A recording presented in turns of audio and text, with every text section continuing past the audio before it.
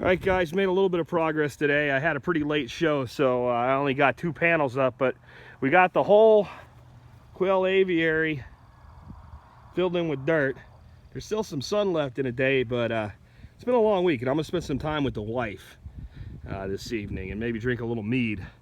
But I wanted to give you this update. I wanted to at least get a couple up today because it was, an exciting thing to get them up. A lot of you guys have been asking me about the height of this, because I went 2 feet wider than 8 feet. I went to 10 feet, and you're saying, this is going to be too low. Well, I'm standing in it right now, and I don't have to slouch. I just have to take my hat off. If I have my hat on, the hat hits it, but my head clears, and I'm right at 6 foot tall, and that's because we only put 4 inches of fill in, and those are 2 by 10 runners there.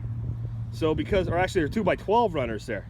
So that gave us an extra 4 inches of lift roughly by the time it was all said and done with, from using, let's say, like 2 by 6s, which is what these are, or 2 by 8s, which is what the very end pieces of each section are.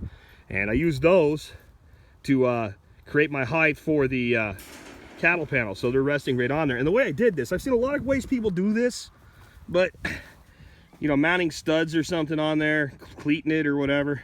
All I did was just take some screws, and I made a little jig so I could measure down with a piece of strip metal here. It's right over here. I'll show you what I did.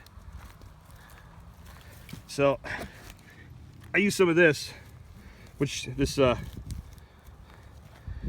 metal band that we use to strap things down and whatever with, and I just created it so that when you put it right there, it would give you the height in that hole.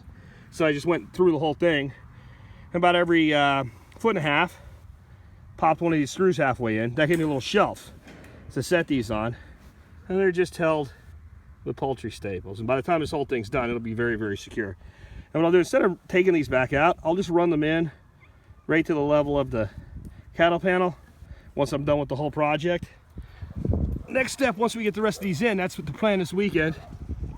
Right here you can see that's where 2 of them are. So we'll take stainless steel wire, and about every other one we'll wire it together with a loop of wire. We'll have to do that all the way down, but maybe this starts to give you more of an understanding of how the system's going to work. So about 2 more panels is going to take us to here.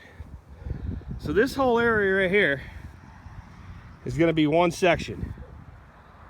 Don't worry about those crossboards. They don't do anything. They're just there to help keep this stuff from bowing out. There's going to be 1/2 inch hardware cloth across the top to keep the snakes out.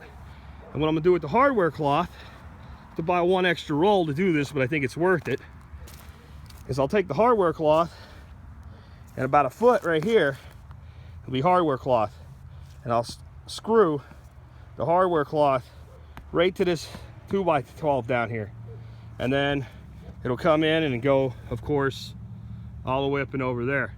That's going to do a couple things. One, when we do that, we'll dig the dirt down there, and it's only about that far down to the slab limestone down there. So once we get to the limestone, we'll lay it on top of there. We'll throw the dirt back on top of it.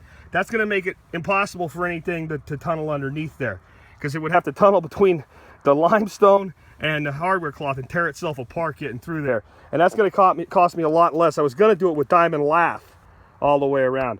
And it does, I'm big into function stacking, so check out what that does. So you're going to have hardware cloth attached to here and the ground, wired to the arch. And that'll go all the way up and over. And of course, wherever the one piece of hardware cloth, and we'll run the hardware cloth this way, right? Because they're 50-foot reels, and this is 50 foot long. The structure is actually 48 feet, so it's 50 feet of cattle panel. That's why I have 1 foot off that end, because that'll let me end with 1 foot off that end.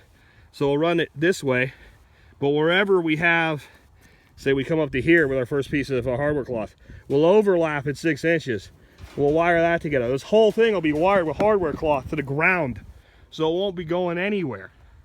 And once we get that done, we can put in our shelving. Actually, the shelving will probably go in first. There'll be a shelf right here and a shelf right here. We'll use those to grow sod for the ground, wherever the quail have overused an area. And the front side, we're going to grow micro and baby greens. So this one structure is going to produce quail for meat and eggs. It's going to produce baby greens. It's going to produce microgreens. It's going to produce compost and some other stuff that you'll hear about in the future. But it's Friday. I got a bottle in the house of blackberry mead calling me. I'm about to take a break, and we're going to work on some other things tonight, including pricing structure for our new line of teas. Have a great weekend, folks.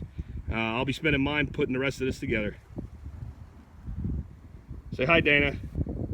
That's Dana, Mouser Ratter Extraordinaire, overseeing my work.